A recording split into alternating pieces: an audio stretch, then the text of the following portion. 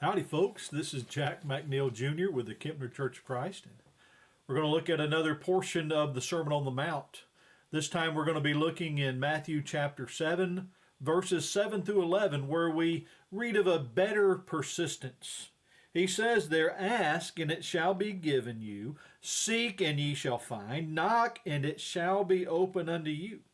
For everyone that asketh receiveth, and he that seeketh findeth, and to him that knocketh it shall be opened. Or what man is there of you, whom if his son ask bread, will he give him a stone? Or if he ask a fish, will he give him a serpent?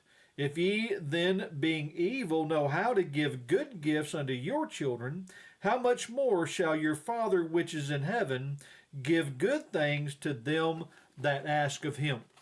And so here we see that we know that God is gracious. In Romans chapter 8 and verse 28, we read there, "And we know that all things work together for good to them that love God, to them who are called according to his purpose." You know, God can take any bad situation and make good come from it if we have the willingness and if we have the patience to let him. God is gracious to us, and he knows better what we need than even we do ourselves. In Matthew chapter 6 and verse 8, he said, Jesus there says, "Be not ye like therefore unto them, for your Father knoweth what things ye have need of before you ask of him." And so he's gracious to us, and we need to go to him in fervent prayer, and he is willing to give us that which is good for us. It may not be what we want, it may not be what we desire, but it will be what we need.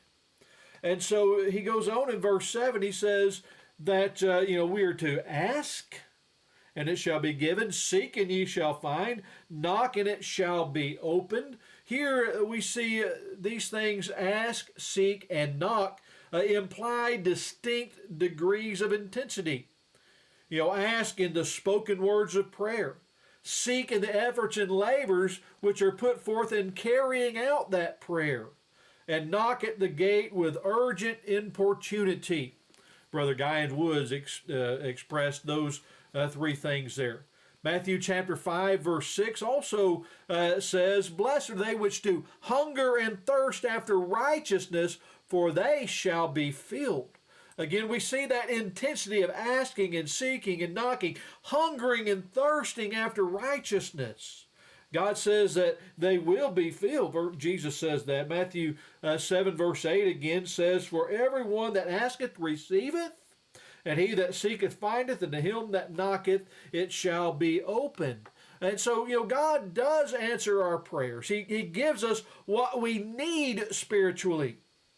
You remember the parable of the importunate widow in Luke chapter 18, verses 1 through 8? There Jesus says, "And he spake a parable unto them to this end, that men ought always to pray and not to faint, saying, There was in a city a judge which feared not God, neither regarded man. And there was a widow in that city. And she came unto him, saying, Avenge me of mine adversary. And he would not for a while, but afterward he said within himself, Though I fear not God, nor regard man, yet because this widow troubleth me, I will avenge her, lest by her continual coming she weary me. And the Lord said, Hear what the unjust judge saith. And shall not God avenge his own elect, which cry day and night unto him, though he bear long with them? I tell you that he will avenge them speedily. Nevertheless, when the Son of Man cometh, shall he find faith on the earth?" And so here in this story, this woman, she goes to the judge, and he doesn't care a whit about her. He's not a righteous judge. He doesn't care. But because she continually pesters him, he gives in so that she will go away and leave him alone. Now, God certainly, he is not like that judge in that he does care for us, and he will answer our prayers, and he will give us what we need, spiritually speaking. But our persistence, our perseverance, and our stick-to-itiveness in seeking God shows our faith. And then in verses 9 and 10, Jesus illustrates, he says, if a man, or what man is there of whom, if his son ask him bread, will he give him a stone? Or if he ask a fish, will he give him a serpent?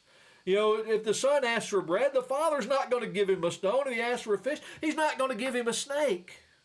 Verse 11 says, if ye then being evil in comparison to God, know how to give good gifts unto your children, how much more shall your Father which is in heaven give good things to them that ask of him?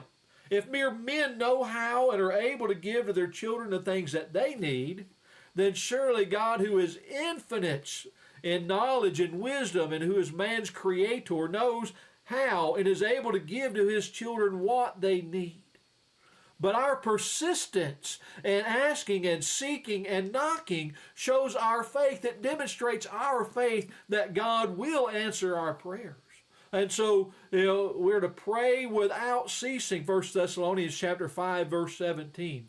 And so let us seek to have a better persistence, a greater and deeper and stronger faith in God. Have a great day.